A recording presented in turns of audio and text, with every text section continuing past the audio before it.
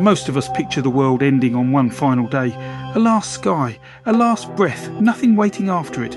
But older Hindu imagination bends that fear into a cycle. Here, creation does not die once, it breathes. A kalpa is one vast day in Brahma's life.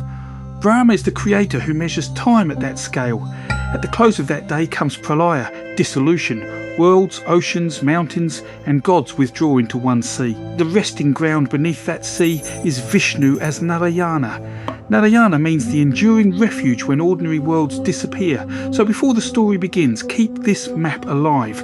Endings are not erased here. They are held between beginnings, and one mortal is allowed to remain awake through it. Now meet Markandeya, the sage who will test the map. Markandeya's duty is devotion, study and steady remembrance. His power is not conquest.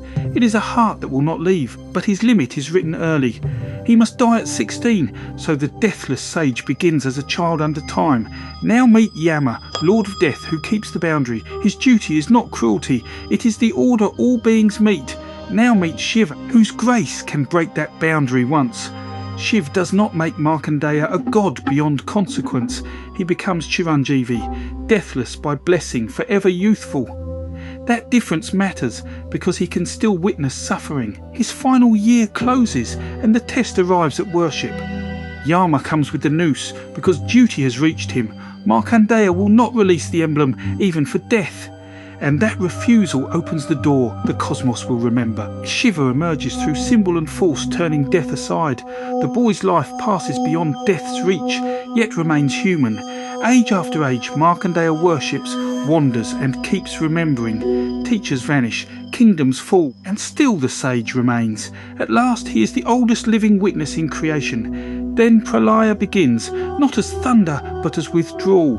The lights of heaven go out, one station after another. Mountains sink and the 7 realms fold away from sight. Oceans climb over creation until every shore is gone. In that emptiness, the deathless sage becomes completely alone. Then a single green banyan leaf crosses the dark water. Upon it rests an infant whose softness holds impossible power. Drawn near, Markandeya is carried inside the child's own body. Inside, the world he watched die begins to rise again. The 7 realms take shape and his memory cannot accept it. Rivers find their beds and forests cover the new earth. Creatures stir and creation answers silence with movement. Then the gods return to their stations and duties. Brahma's lotus seat appears and guardians face their quarters. In the Mahabharata, Markandeya recounts this to Yudhishthira. The Bhagavata Purana frames the vision as Narayana's grace. The Markandeya Purana preserves its own path through the sage. These texts span ages, not one simple date on a wall. At last, Markandeya understands.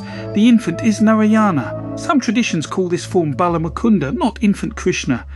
Within that form rest all worlds that were and will be. When he returns to water, creation is already turning again. The end of the world was the turning of a page.